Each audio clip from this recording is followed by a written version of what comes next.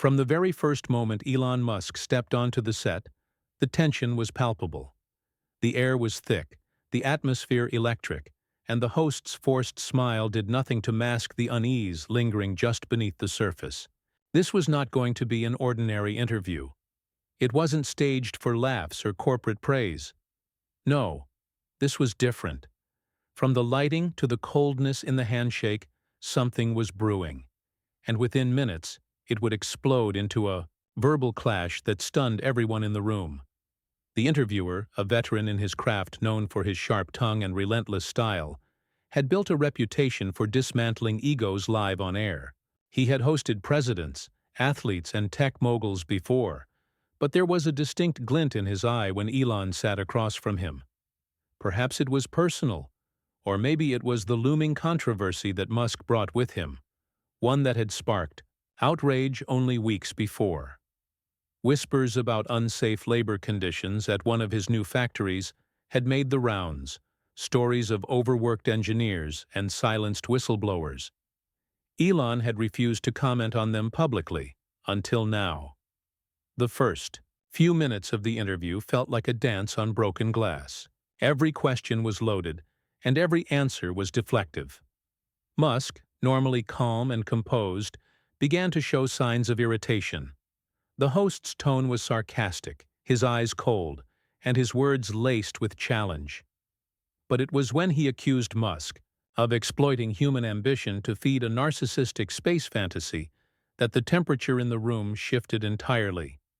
The accusation hit like a slap. Elon's expression changed instantly. His jaw tightened, his eyes narrowed, and he leaned forward with a chilling calmness. Without raising his voice, he fired back with precision, criticizing the media's obsession with scandal and their lack of vision. He called the host a parasite feeding off controversy, someone who had never built anything in his life. The audience, which had remained awkwardly silent until that point, began to murmur. The tension was now a living thing, pressing into the skin of everyone in the studio. The host did not back down. Instead, he leaned in too, laughing, not with humor, but with disdain. He mocked Elon's obsession with Mars colonization, calling it a billion-dollar escape plan for someone who had run out of ideas on Earth. That was the moment Elon snapped. His voice, still composed but edged with venom, cut through the room. He questioned the host's intelligence, his contribution to society, and even implied that his entire career existed solely to poke holes in the work of those far more visionary. What began as passive jabs had now escalated into full-blown insults. The audience watched, stunned, as the polite facade of an interview collapsed into something raw, something deeply personal. But the host had one more card to play. As if waiting for Elon to reach his boiling point, he pulled out a document, slapping it on the table with dramatic flair. It was a leaked memo, allegedly from one of Musk's engineers, describing unsafe conditions and ignored warnings. Elon didn't even look at it. He called it fabricated nonsense, claiming the host was being manipulated by those who feared disruption. But his eyes told a different story. Behind the defiance was a flicker of something else. Anger, yes, but also betrayal. The room was silent now. Even the production crew stood frozen behind the cameras. No one expected this, and it was far from over. Elon Musk's silence lingered just long enough to make everyone uncomfortable.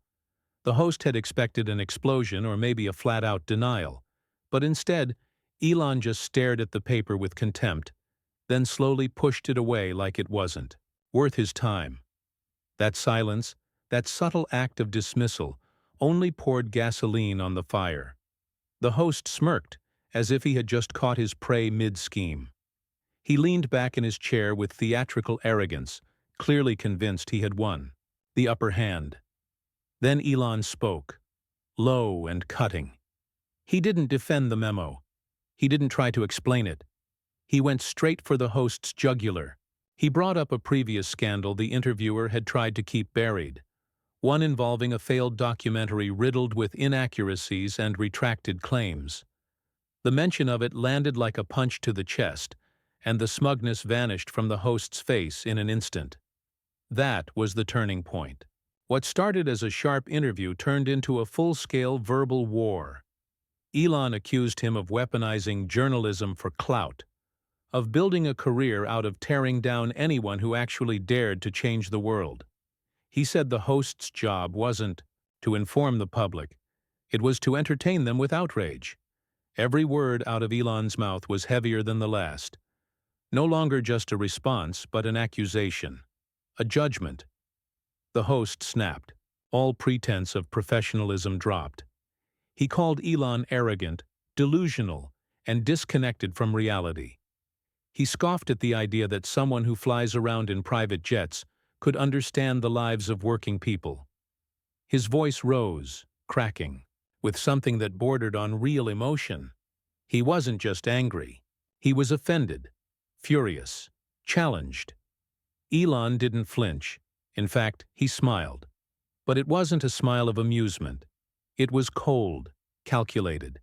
He responded that his success didn't come from privilege or entitlement, but from sacrifice, sleepless nights, and obsession. He dared the host to name a single thing he had ever created, built, or risked his reputation for. The audience sat frozen, unable to look away. Then, unexpectedly, Elon turned his attention to the crew. Cameras, lighting, production. All things that existed because someone built them. He reminded the room that the luxury of media only existed because of innovation, because people like him had made the tools that made this very show possible. His words were not just aimed at the host anymore. He was talking to everyone. But the host was not ready to let Elon steal the moment. He raised his voice again, this time shaking the paper in front of the camera, insisting that the audience deserved to know the truth. He shouted about accountability, about the people working long hours while Elon raked in profits. It was the first time the audience reacted with applause. Small, hesitant, but real. And that was when Elon made his boldest move yet. He didn't deny the struggles. Instead, he acknowledged them, but twisted the narrative. He said the memo, even if real, only proved how far his companies were pushing limits to achieve the impossible. He said comfort and greatness never walked the same road. If the world wanted progress, there would be pain, there would be sacrifice, and that, he claimed, was the uncomfortable truth the host wasn't ready to face. The host stood up, not out of shock or anger, but because he simply couldn't stay seated anymore. His voice trembled as he accused Elon of glorifying suffering, of hiding behind ambition to justify unethical behavior. He called him dangerous, reckless, a threat to workers, and to reality itself. His words echoed in the studio like a final verdict, but Elon didn't back down. He stood too. They now stood face to face, not just two men arguing, but two visions of the world colliding. One stood for tradition, for accountability, for pulling back the curtain on the powerful. The other stood for forward motion, disruption, and unapologetic ambition. The audience had come for a conversation and now found themselves watching a confrontation that felt more like a reckoning. Elon's expression didn't change as the host leaned in, his fingers stabbing the air between them, his voice cracking as he accused Musk of building empires on exploited labor and self-mythologizing propaganda. The accusations came in rapid fire, no space to breathe between them. It was a cascade of everything ever written against Elon, every criticism ever leveled at him, all rolled into a single boiling outburst. But Elon didn't flinch. He waited, eyes locked, then began his response with the same cold calm he'd entered with. He didn't raise his voice. He didn't shout. But every word he said was laced with something even more dangerous: conviction. He accused the host of clinging to the past, of building his identity around outrage while the world moved forward without him. He claimed the host had mistaken criticism for integrity and bitterness for bravery. Then, in one final blow, he said the host represented everything that needed to be left behind. The studio fell into silence. It was no longer about facts, or leaked memos, or media agendas. This was personal, deeply personal. But before the weight of those words could settle, the host struck back with something Elon hadn't expected. He pulled out a tablet, opened a video, and without warning played a clip. Footage of a recent incident involving one of Musk's autonomous vehicles malfunctioning during a test run, causing minor injuries. The host didn't even need to speak. The video said everything. For the first time, Elon's composure cracked.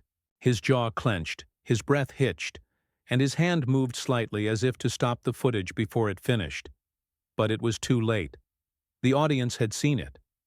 The host had flipped the power dynamic once again. Then came the question that pierced, deeper than any insult.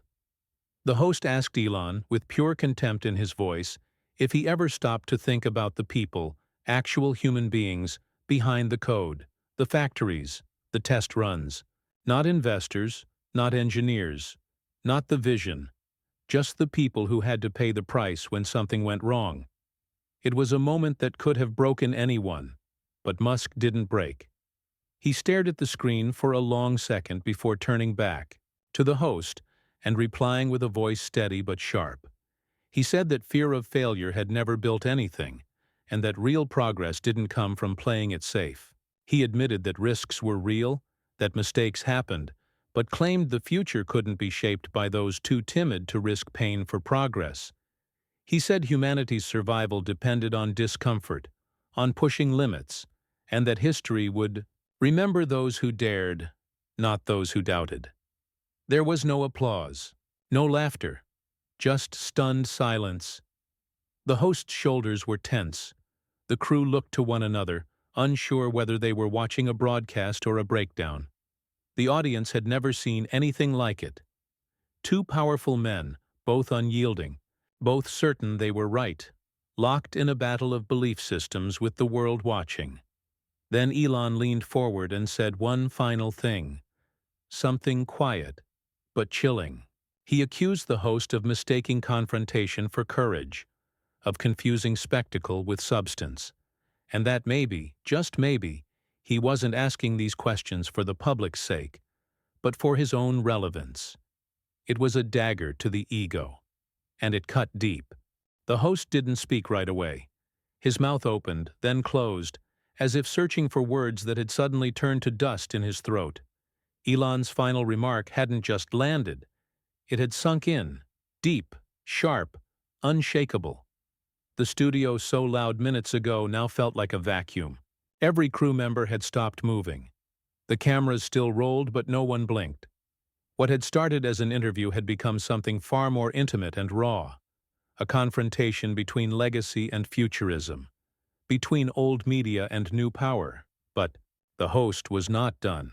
Shaking slightly, he walked away from the desk, pacing slowly as if trying to gather strength. Then, without looking at Elon, he delivered a bitter monologue. Not scripted, not clean, but messy, human, emotional.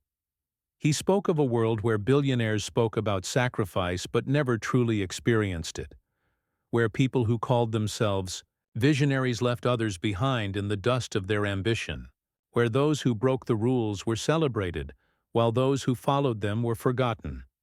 He said Elon wasn't a savior. He was a symptom, a reflection of a culture that worshipped disruption without considering the destruction left behind. Elon listened, not with patience, but with the piercing attention of someone used to being misunderstood. Then he rose from his seat again and stepped out from behind the desk, breaking the visual boundary of guest and host. Standing across from the interviewer, he didn't offer rebuttals. He didn't defend his wealth, his companies, or his reputation.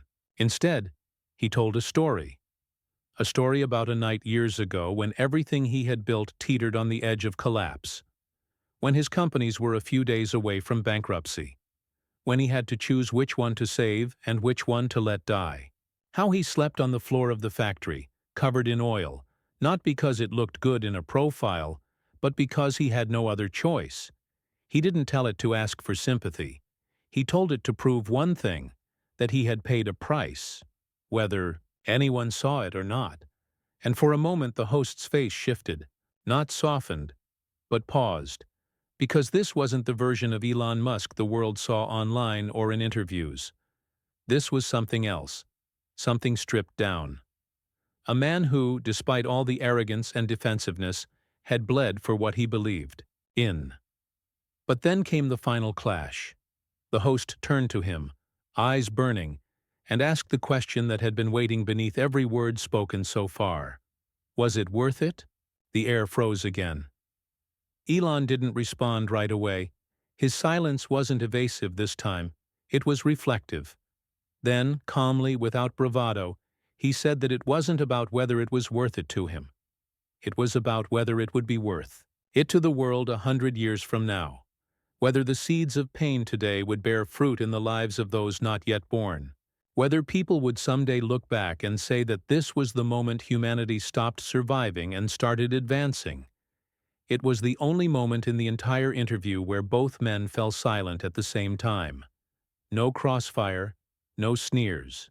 Just two figures standing on opposite ends of a chasm that neither could cross. Then the host did something no one expected. He walked off the set. No warning, no closing remarks. Just turned and left, his earpiece falling to the floor, his back to the cameras. It wasn't dramatic or theatrical. It was something deeper. Defeat, maybe. Or understanding. Or just the weight of everything said catching up to him. The show cut to black, but the world didn't stop watching. The silence that followed the host's exit felt heavier than anything said on air. Viewers across the country sat stunned in front of their screens, social media already lighting up with speculation, outrage, praise, and disbelief. In an age where every moment is manufactured for drama, this one felt raw, unplanned, real. The interview had ended, but the impact was only beginning to ripple outward. Elon Musk remained on the set. He didn't chase after the host, didn't demand to clarify anything, didn't even look toward the crew for instruction. Instead, he stood alone in the center of the spotlight, surrounded by silence.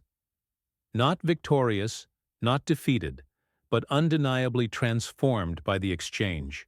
For once, there was no script, no product launch, no publicist hovering nearby. Just a man standing in the stillness of everything he had said and everything that had been thrown at him. The producers rushed in moments later, whispering furiously into headsets, debating whether to cut the feed or leave it rolling. But Elon made the decision for them. He walked off set slowly without a word, giving the camera one final glance. Not smug, not gloating, but resolute. And with that, the screen faded out, leaving the audience suspended in thought. Within minutes, the internet exploded. Clips of the argument went viral, each side claiming moral victory. Some praised Elon for holding his ground, for refusing to be bullied by an aging host grasping at relevance. Others accused him of deflecting criticism, of masking real ethical questions behind philosophical monologues. But one thing no one could deny was that it had moved people. It had struck a nerve deep inside a culture fatigued by surface-level interviews and meaningless platitudes. By the following morning, the host issued a statement. It wasn't an apology, nor a rebuttal. It was reflective, restrained. He admitted that he had underestimated Musk, that his goal had been to force honesty but instead found himself overwhelmed by the emotional weight of the moment. He acknowledged that maybe his anger wasn't entirely about Elon, but about something more universal. The fear that progress might leave too many behind. And Elon? He said nothing. No tweets, no interviews, no press conferences. Instead, his companies released a video showing a new initiative focused entirely on employee safety and mental health, with investments in third-party audits and AI monitoring tools aimed at preventing burnout. It wasn't a defensive gesture. It wasn't meant to quiet the noise. It was a direct response. Quiet, deliberate, and undeniably effective. Suddenly, the conversation shifted. Critics began to question whether the hostility during the interview had masked real progress. Commentators who once dismissed Elon as out of touch began to concede that his vision, while aggressive and at times polarizing, might be rooted in something genuine, something enduring. And for the host, the fallout was more personal than professional.